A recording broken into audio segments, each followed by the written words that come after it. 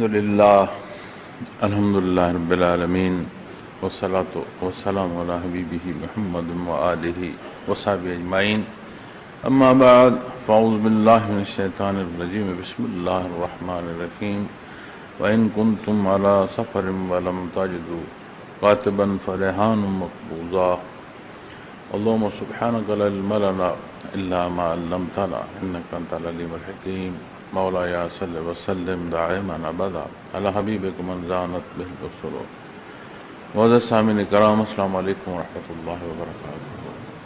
شاد باری تعالیٰ ہے اور اگر تم سفر پر ہو اور لکھنے والا نہ پاؤ تو یعنی کوئی چیز رہن یا قبضہ رکھ کر قرض لے لو۔ محترم سامعین کرام، ایک دوسری صورت جو پیش آتی ہے قرآن کریم نے اس میں بھی رہنمائی فرمائی ہے۔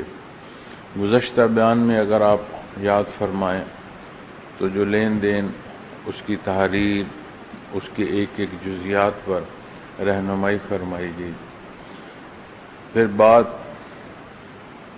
شہادت یا کاتب کے سہولت کے حوالے سے، ان کی حفاظت کے حوالے سے ارشاد فرمائی گئی، اور اللہ جل شانہ سے جو تعلق ہے، جو مقصد حیات ہے، جو مقصد تخلیق ہے، اسے بیان فرمایا گیا۔ اور اللہ کریم ہر شے کو جانتے ہیں، ہر شے کا احاطہ کیے ہوئے ہیں۔ اور یہاں دوسری صورت جو فرمائی، اب یہاں ایک بات جو میں ذیلی عرض کرنا چاہتا ہوں وہ یہ ہے کہ انسان وہ مخلوق ہے جو مل جل کر رہتی ہے، مزاج انسانی ہے۔ کسی کو بہت بڑی اگر سزا دی جائے تو قید کیا جاتا ہے، اور بڑی سزا دی جائے تو اسے قید تنہائی جو ہے وہ دی جاتی ہے۔ یعنی جب انسان وہ جس کے مزاج میں ایک معاشرتی پہلو ہے کہ وہ مل جل کر رہتا ہے، اسے جب آپ قید کریں اور قید تنہائی دیں تو قید سے قید تنہائی بہت سزا جو ہے وہ بڑھ جاتی ہے۔ اس لیے اس کا مزاج اب جب مل جل کر رہتا ہے، اور کسی معاشرے کا بھی آپ جائزہ لیں جہاں آج کی جدت نے ہر ایک کو اتنا دور کر دیا ہے کہ ہمسائیگی میں بھی اگر کوئی فوتگی ہو جائے اور اطلاع کرنے والا کوئی نہ ہو تو وہاں کی بدبو جو ہے وہ اطلاع دیتی ہے کہ یہاں کوئی فوتگی ہوئی ہے۔ اتنا وقت گزر جاتا ہے کہ میت میں بو پھیل جاتی ہے۔ اس سارے کے باوجود بام جو ایک رہنے کا ڈھانچہ ہے انسانی حیات کا، وہ ایک دوسرے کے ساتھ وابستہ ہے۔ وہ معاشرے کہ جہاں ظاہری تعلق نہیں ہے لیکن وہاں کا نظام بھی بجلی درست کرنے والا کوئی اور ہوگا، اور اس کی جو روشنی ہے اس سے استفادہ کرنے والا کوئی اور ہوگا، پانی کوئی اور استعمال کر رہا ہے، وہاں تک پہنچنے کا جو سبب ہے وہ کسی اور کے ہاتھ میں ہے۔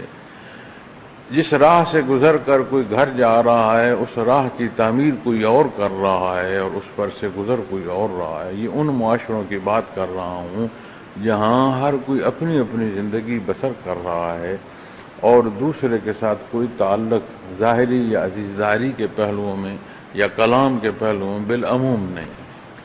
لیکن جو انسانی معاشرہ جہاں تربیت دین اسلام فرماتا ہے، وہاں آپ ہمسائے کے جو حقوق ہیں انہیں آپ غور فرمائیں، عزیزداری کے ساتھ جو حقوق اور فرائض کا تعین فرمایا گیا آپ اسے غور فرمائیں، اہل و عیال کی جو تربیت سے لے کر ان کی ضروریات کی تکمیل تک کے ایک ایک پہلو ہیں، ان کی تربیت کے ایک ایک پہلو ہیں، آپ غور فرمائیں۔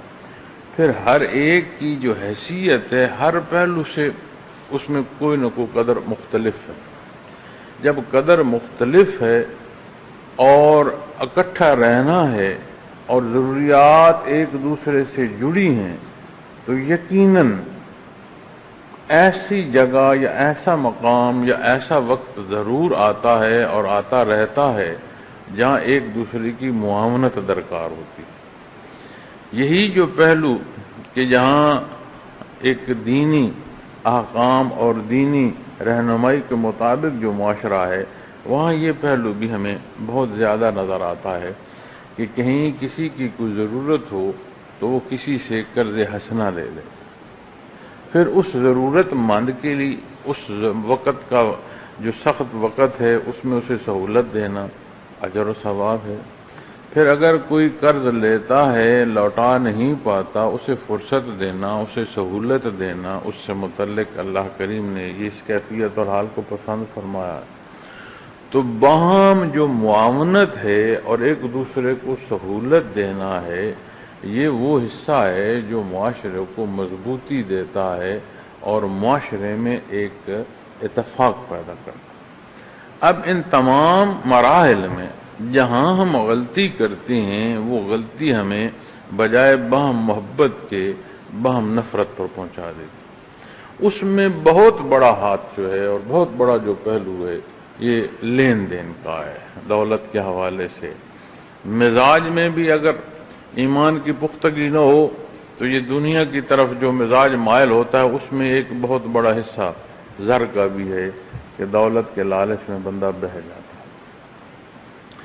اب جب اس لین دین کی بات آتی ہے تو جو اصول اور ضابطے اللہ کریم نے ارشاد فرمایا جب ان کے مطابق عمل کیا جاتا ہے تو مسائل نہیں پیدا ہوتے، چونکہ مسائل جہاں جہاں پیدا ہو سکتے ہیں اصول اور ضابطے اختیار کرنے سے ان کا پہلے وقت سے پہلے تدارک ہو جاتا ہے۔ پھر جو صورت یہاں ارشاد فرمائی گئی ہے کہ اگر آپ رہائش پذیر ہیں وہاں آپ کا لین دین ہے، وہاں شہادت کا ہونا آسان ہے چونکہ آپ کی شناسائی ہے، کاتب کا ملنا تحریر کرنے والا وہ آبادی میں میسر ہوگا، آسانی ہوگی۔ لیکن سفر بھی انسانی زندگی کا ایک بڑا حصہ ہے، تو جو مسافر کل حیات کا مسافر ہے اسے عارضی لمحات میں بھی سفر کی صورت پیش آتی ہے، اور سفر کو مفلسی کہتے ہیں، غریبی کہتے ہیں، غریب الوطنی کہتے ہیں، اس لیے کہ وہ اپنے حال پر قائم نہیں ہوتا، اسے وہ ضروریات جو اس کی اپنے رہائش پر جس طرح میسر ہیں سفر میں میسر نہیں ہوتی، سفر کی تکلیف اپنی ہوتی ہے۔ سفر میں اللہ کریم نے اب جب آپ فرض نماز کو دیکھتے ہیں اس کے قصر کی بھی آسانی عطا فرمائی، کیونکہ مسافر جو ہے اس کا سفر میں ہونا ایک تکلیف دہ امر ہے۔ تو جب کوئی مسافر ہے تو وہاں بھی تو کوئی ضرورت پیش آ سکتی ہے کہ جہاں قیام ہے وہاں ضرورت پیش آ گئی اور لین دین ہوا، تو جو مسافر ہے وہاں پر بھی تو یہ صورت پیش آ سکتی ہے، بیمار ہو سکتا ہے، کوئی شے ضائع ہو سکتی ہے، کوئی شے گم ہو سکتی ہے، اسے کسی پہلو سے بھی ضرورت پیش آ سکتی ہے۔ تو وہاں جو صورت لین دین کی ہے اس ضمن میں ارشاد فرمایا اور اگر تم سفر پر ہو اور لکھنے والا نہ پاؤ، یعنی چونکہ پہلے فرمایا گیا کہ معاہدہ لکھو، لین دین لکھو، چاہے بڑی رقم ہے تو لکھو چاہے چھوٹی رقم ہے تو لکھو، تو یہاں پھر فرمایا گیا کہ اگر تم سفر پر ہو اور لکھنے والا یعنی کاتب نہ میسر آئے تو رہن باقبضہ رکھ کر یعنی کوئی شے رہن رکھ دو۔ اب یہ لین دین کی ایک صورت ہمارے سامنے آتی ہے، لوگ رہن رکھتے ہیں کہ کوئی شے جتنا قرض لیا جا رہا ہے بعض دفعہ اس کے مطابق اس کی قیمت ہوتی ہے، بعض دفعہ زائد بھی ہوتی ہے، بعض دفعہ کم بھی ہوتی ہے، یہ جو فریقین مابین گفتگو کر رہے ہوتے ہیں اس میں وہ یہ حصہ طے کر لیتے ہیں۔ لیکن جو شے رہن دی جاتی ہے وہ اس لیے دی جاتی ہے کہ اس رہن کے بدلے پیسہ یا جو ضرورت ہے وہ پوری کی گئی، اور جو آپس کی بات یا گفتگو ہے اس کے تحت وہ رقم لوٹائی جائے گی اور وہ اپنی شے کا واپس حقدار ہو جائے گی۔ ایک بات جو مزید جاننے کی ضرورت ہے، جو شے رہن رکھی جائے اس سے ذاتی استفادہ حاصل نہیں کیا جا سکتا، کیونکہ وہ اس کی امانت ہے جس نے دی ہے۔ اگر اس میں کوئی پہلو آپ آمدن کا یا ذریعہ آمدن کا دیکھتے ہیں تو وہ جو اس کا قرض ہے اس میں سے منہا کرنے کی صورت میں جو ہے وہ درست ہے، لیکن اس سے ذاتی استفادہ اگر آپ کرتے ہیں تو وہ درست نہیں ہے، چونکہ وہ شے کی ملکیت اس کی ہے، آپ کی نہیں۔ جو معاہدہ آپ کا ہے آپ نے امانت رکھی ہے، اور اس کے بدلے اسے قرض دیا ہے۔ تو فرمایا لکھنے والا نہ پاؤ تو کوئی چیز رہن یا باقبضہ رکھ کر قرض لے لو۔ فَإِنْ آمَنَ بَعْضُكُمْ بَعْضًا فَلْيُؤَدِّ الَّذِي اؤْتُمِنَ أَمَانَتَهُ وَلْيَتَّقِ اللَّهَ رَبَّهُ۔ اور فرمایا پھر اگر کوئی تم میں سے دوسرے کو امین سمجھے، فَإِنْ آمَنَ بَعْضُكُمْ، پھر اگر تم میں سے کوئی دوسرے کو امین سمجھے۔ اب یہ سارے اصول اور ضابطے اللہ کریم نے بیان فرمائے ہیں، رہنمائی فرمائی ہے، نزاکت بیان فرما دی گئی، لیکن یہ وہ مقام ہے جو نور ایمان سے نصیب ہوتا ہے کہ جسے وہ حضور حق کہ ہر لمحہ ہر پہلو سے یہ احساس ہو کہ میں اپنے اللہ کے روبرو ہوں۔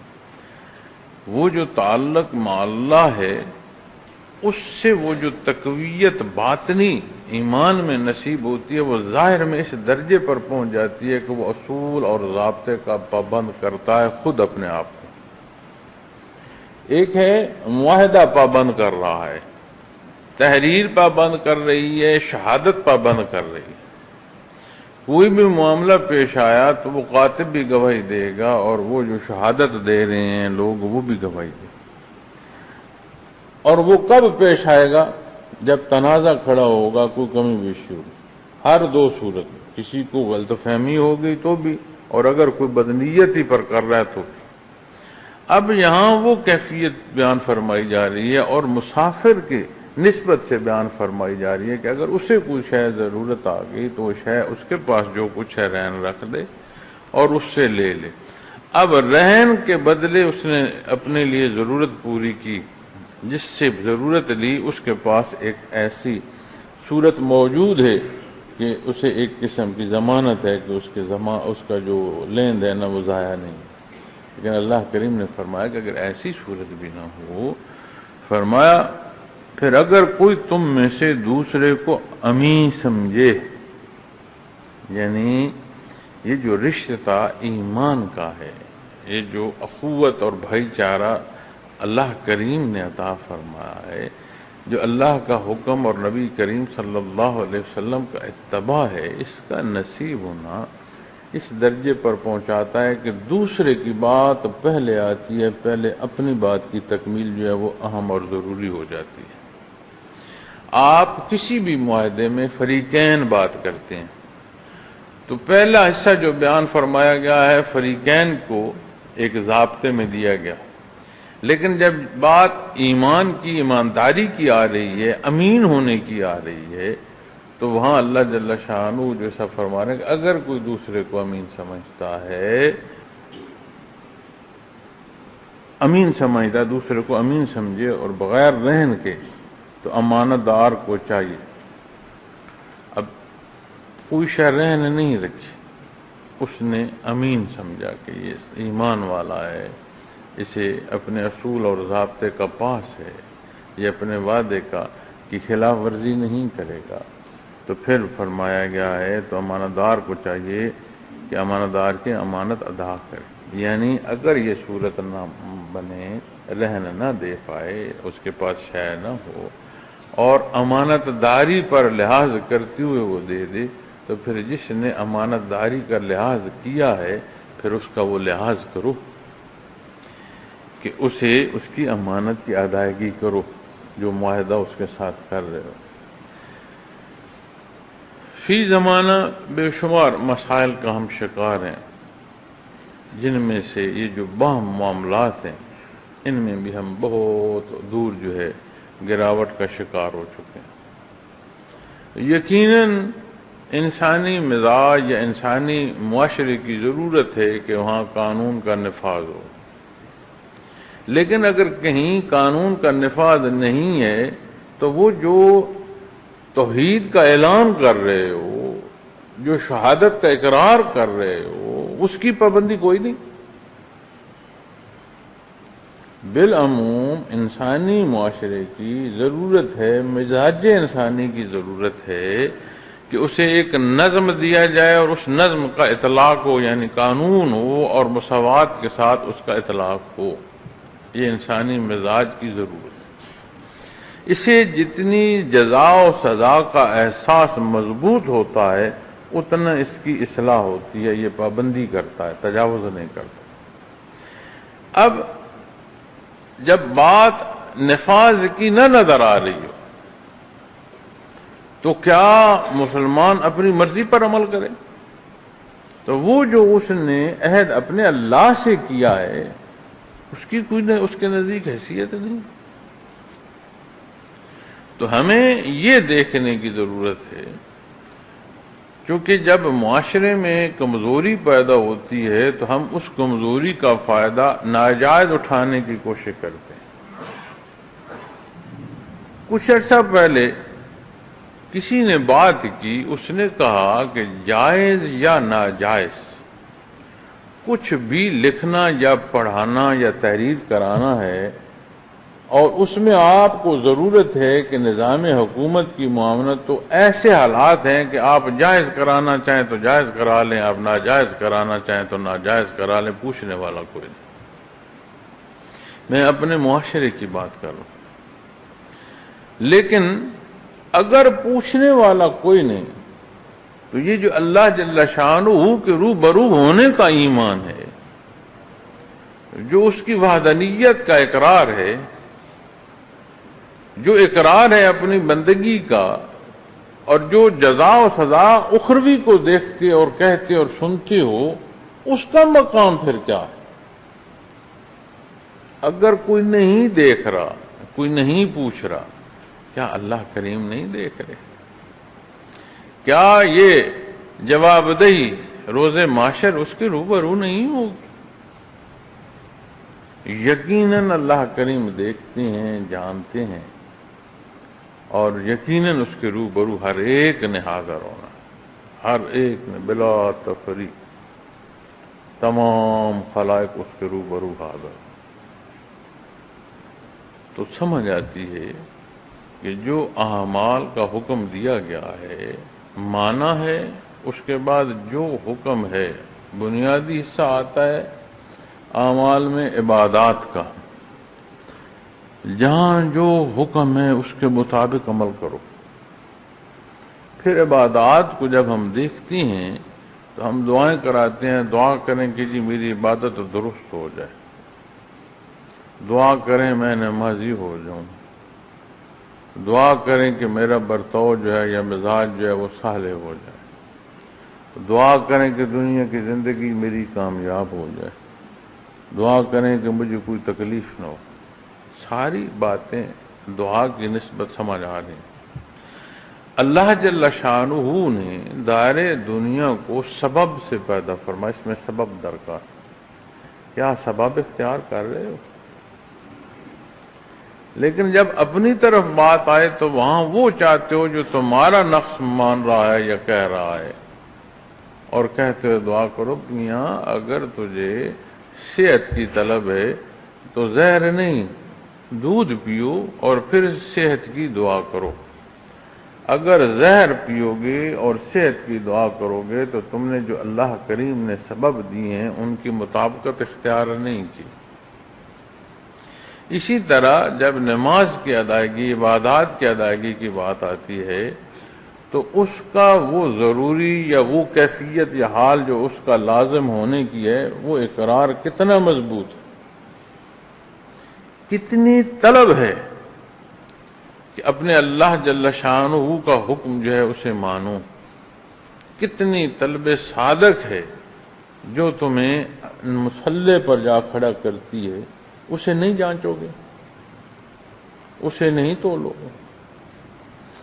جسے مال و زر کی ضرورت ہو یا لالچ ہو، وہ اس کے لیے جان دو پر لگا رہا ہے.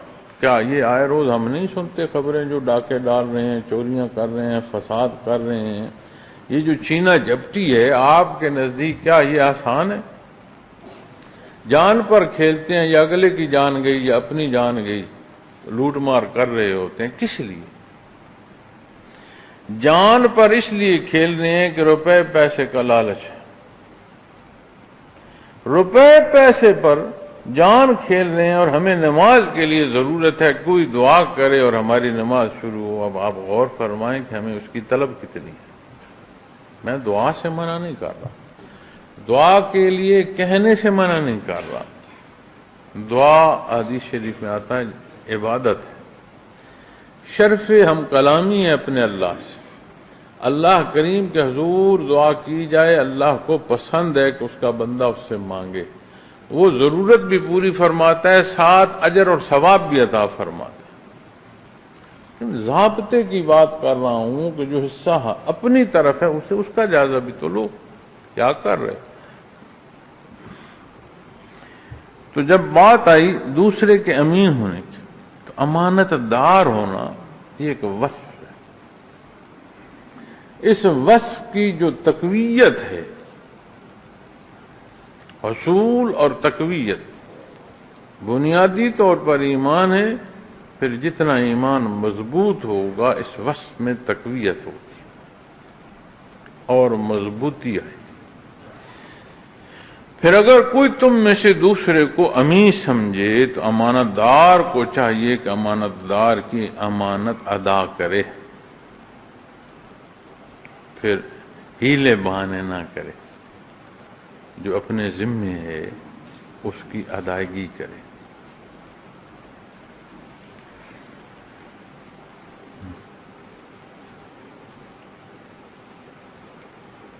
وَلْيَتَّقِ اللَّهَ رَبَّهُ، اللہ سے ڈرتا رہے جو اس کا پروردگار ہے. اب شان ربوبیت جب ارشاد فرمائی گئی ہے، ایک بات تو بڑی بنیادی ہے، چونکہ رب وہ ذات ہے جو ہر ایک کی ہر لحظے ہر ضرورت پوری فرماتا ہے، ہر ایک کی. تو جہاں محتاجی کے پہلو ہیں اسی بھی مخلوق پر اس کا انحصار نہ کرے، اللہ پوری فرمائے. لین دین کی کمی بیشی ہے تو یہ نہ سمجھے کہ یہی جہان تھا، یہی کل حیات ہے. اللہ کی کائنات وسیع ہے، اس کی عطا بے حساب ہے. دوسرا پہلو بھی، اور یہ دوسرا پہلو حضرت جی رحمۃ اللہ تعالی علیہ نے یہ باریک نقطہ بیان فرمایا کہ رب جو عطا ہے نا، کسی کو عطا کرنا، یہ تکمیلی پہلوؤں میں ہوتا ہے کہ اس کی تکمیل ہوئی، ضرورت کی پوری کی گئی. تو فرمایا امانت دار کی امانت لوٹا دے، عطا کے معنوں میں بھی ہے، اور اگر کمی بیشی ہوگی تو پھر جو سزا ہے اس کی تکمیل بھی وہ پوری فرما دے گا، چونکہ ہر شے کی تکمیل اس کی نسبت ہے. تو جزا و سزا کی بھی بات آئے گی تو پھر یہ صفت ہے، تم اپنی محتاجی کی احتیاج کی تو پوری سمجھ رہے ہو، جو زیادتی کر رہے ہو پھر اس کا بدلہ جو ہے وہ بھی پھر پورا ہوگا اور وہ بھی بڑھتا چلا جائے گا. وَلْيَتَّقِ اللَّهَ رَبَّهُ، اور اللہ سے ڈرتا رہے جو اس کا پروردگار. اللہ کریم صاحب ایمان ہونا جو عطا فرمائے، دین کی سمجھ اور عمل کی توفیق عطا فرمائے. جب ہم بات فریقین کی کرتے ہیں تو یقیناً دو حصے ہو گئے، فریق ایک اول، فریق دوم، یا جتنے بھی ہیں. لیکن دین اسلام وہ دھاگا ہے جو اس امت کو تسبیح کے دانوں کی طرح پرو دیتا ہے اور ایک بھائی چارہ پیدا کر دیتا ہے اسلامی معاشرے میں. جب اسلامی معاشروں میں اسلام کے اصول نہیں ہوتے تو یقیناً اس کی وجہ یہی ہوتی ہے کہ بنیادی طور پر ہم نے دین پر عمل چھوڑ دیا. یہ نتائج ہیں. آج اگر ہم مسلمان ملک اور مسلمان قوم اور مسلمان معاشرے کے ساتھ اسلام کا نفاذ نہیں دیکھتے تو اس کی بنیادی وجہ جو ہے ہماری اپنی بے عملی ہے. ہم اقرار کر رہے ہیں لیکن وہ اقرار اس درجے کا نہیں ہے کہ وہ اقرار ظاہر کے پہلوؤں تک پہنچے. میں آپ پر گلہ کر سکتا ہوں، آپ مجھ پر گلہ کرتے رہیں، جو آج ہمارے معاشرے میں ہو رہا ہے، لیکن اصول اور ضابطے جو دین اسلام عطا فرما رہا ہے اسے کوئی اختیار نہیں. ہمارے معاشرے میں صورت یہ پیدا ہو چکی ہے کہ ہم حقوق کے تحفظ کے لیے اپنے فرائض جو ہیں انہیں قربان کرتے ہیں. کہ میرا حق مجھے دے دو، اس کے اظہار کے لیے جو مخلوق کے حقوق ہیں انہیں ہم پامال کرتے ہیں۔ سمجھ نہیں آتی کہ آگ بجھانا چاہتے ہو اور اس میں آگ اونڈیل رہے ہو، کیسے آگ بجھے؟ پانی نہیں ہے تو مٹی یا ریت ڈالو، آگ میں آگ ڈالو گے تو الاؤ تو بڑھے گا۔ وہ کیسے حقوق ہیں جو دوسروں کے حقوق پامال کر کے حاصل کیے جا سکیں؟ یہ کون سی انسانی معاشرے کی معراج ہے؟ یہ کون سی بلندی ہے انسانی معاشرے کی؟ کون سی عظمت ہے؟ تو کیا آپ اور میں ہم روز نہیں دیکھتے کہ کوئی اپنا حق لینے کے لیے اسے پرواہ نہیں ہے کہ اس حق لینے کے اظہار میں دوسرے کے جو حقوق ہیں وہ پامال کر رہا ہوں؟ کوئی پھر جتنا شور کو مچاتا ہے، جتنا فساد کو مچاتا ہے، کہتے ہیں ہاں اس کی کچھ سن لو، اس کے درد کا مداوع کر لو۔ تم ذمہ دار کس طرح کے ہو؟ تمہاری ذمہ داری کیا ہے؟ لوگوں کی آواز سے خوف کھا کے ان کی ضرورت پوری کرتے ہو تو اللہ کا ڈر نہیں ہے تمہیں؟ کلمہ نہیں پڑھتے ہو، اس کے حضور پیش نہیں ہوگے؟ میں نے اگر حساب اتنا دینا ہے جتنی میری ذمہ داری ہے، تو جس کے پاس ملک اور قوم کا اقتدار ہے، جسے ظاہری اختیار ہے، کیا وہ اس اپنے اختیار کے مطابق اللہ کے حضور جواب نہیں دے گا؟ یقیناً دے گا۔ اور جب بات حساب کتاب پر آئے گی تو ہم سب کے لیے کام بھاری ہو جائے، مشکل ہو جائے۔ یہ وقت ہے کہ اس کیفیت اور اس نسبت کی طرف جائے کہ جہاں ایمان مضبوط ہو، ہمارا وہ رشتہ جو نور ایمان سے ہے، اس معاشرے کی عظمت اس میں پنہا ہے، اس کے بغیر ضلالت ہے، اور جو ہم بھگت رہے ہیں۔ اللہ سے ڈرتا رہے جو اس کا پروردگار ہے۔ وَلَا تَكْتُمُوا الشَّهَادَةَ، اور شہادت کو مت چھپاؤ۔ اس میں بھی دو پہلو کہ باہم لین دین ہوا، اگر تحریر ہے تو بھی شہادت ہے، اگر تحریر نہیں ہے تو کوئی موجود ہے تو وہ بھی تو شاہد ہے۔ ایک پہلو کہ کوئی معاملہ پیش آیا تو جو شہادت تمہارے ذمہ ہے اسے چھپاؤ نہیں کہ میری دوست ہیں، میری عزیز داری ہے، یا میں ان سے خوف کھا رہا ہوں، نہیں۔ شہادت دو اور عدل سے دو، درست دو، یہ پسندیدہ عمل ہے۔ دوسرا پہلو کہ شہادت کو مت چھپاؤ، جو باہم لین دین کر رہے ہیں وہ بھی تو شاہد ہیں۔ جو وعدہ کر رہا ہے کہ میں یہ نبھاؤں گا تو وہ خود شاہد نہیں ہے۔ جہاں شہادت کا اطلاق فریقین کے مابین کسی تیسرے پر آ رہا ہے، وہ فریقین باہم شاہد نہیں ہیں اس واقعے کے۔ امانت دار سمجھتے ہوئے جو دے رہا ہے اس کی امانت اس کو پہنچاؤ، اور شہادت مت چھپاؤ، چاہے مابین کوئی تیسرا شہادت دے رہا ہے یا شاہد ہے یا فریقین ہیں، تو وہ بھی تو شاہد ہیں اس موقع کے، اس واقعے کے، اس جو اصول ہے جو طے کیے گئے، کیا وہ شاہد نہیں ہے؟ تو فرمایا گیا وَلَا تَكْتُمُوا الشَّهَادَةَ وَمَنْ يَكْتُمْهَا فَإِنَّهُ آثِمٌ قَلْبُهُ، اور فرمایا اور جو شہادت کو چھپائے گا تو یقیناً اس کا دل گنہگار ہو۔ اتنا اس کا اثر ہے کہ قلب پر جا سیاہی چھائے گی۔ ہر غلطی اور گناہ اس کا اثر جو ہے وہ قلب پر پہنچتا ہے، ہر نیکی جو ہے اس کا اثر، ہر صالح عمل کا اثر جو ہے وہ قلب تک پہنچتا ہے۔ اس لیے کہ قلب وہ مقام ہے جو کیفیات کا گھر ہے، اور اس گھر میں جو بہت بڑی خوبصورتی اور اصل خوبصورتی ہے وہ نوری ایمان ہے۔ تو ایمان ایک کیفیت ہے، ایک حال ہے، اور وہ کہاں ہوگا، اس کا گھر کہاں ہوگا وجود انسانی میں، جہاں کیفیات کا گھر ہے۔ تو جب عمل صالح یہاں تقویت دے رہے ہیں، یہاں نور بڑھ رہا ہے، تو جو اندھیرا ہے، جو ظلمت ہے، وہ بھی پھر جو عمل غلط ہوگا اس کا اثر بھی تو یہیں جائے. اور یہ ایسا مقام ہے کہ یہاں کا فساد پورے وجود کو فساد میں مبتلا کر دیتا ہے، اور یہاں کا امن پورے وجود کے لیے امن کا سبب ہوتا ہے. اور نبی کریم صلی اللہ علیہ وسلم نے فرمایا، اور خیال رکھو کہ یہ جو گوشت کا ٹکڑا تمہارے وجود میں ہے، یہ جو تمہارا قلب ہے، اس کا خیال رکھو، اس کا فساد پورے وجود میں فساد مبتلا کر دے گا،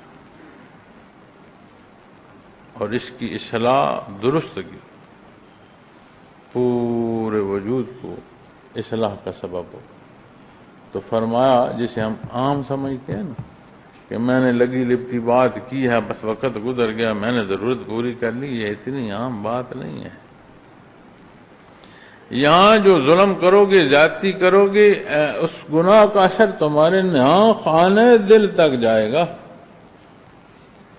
یہ جو تم سمجھ رہے ہو کہ میں نے اپنی لگی لپٹی اور چکنی چپنی باتیں کر کے وقت گزار لیا، یہ بات عام نہیں ہے. اللہ سے ڈرتے رہو جو پروردگار ہے. اور فرمایا کہ اس کی شہادت کو نہ چھپاؤ، جو چھپائے گا تو یقیناً اس کا دل گنہگار ہوگا. اب اس میں بھی یہ دونوں پہلو داخل ہو گئے نا، کہ جو اس موقع کی شہادت جس کے ذمے ہے وہ بھی داخل ہوگا، فریقین بھی داخل ہو گئے، چونکہ وہ بھی تو موقع کی شہادتی ہیں، ان کے روبرو بھی تو ہوا ہے. جو فساد کر رہا ہے، کیا اس کے روبرو حقائق نہیں ہیں؟ اس کے روبرو بھی تو حقائق ہیں. واللہ بما تعملون علیم، اور جو تم کرتے ہو اللہ سے جانتے ہیں.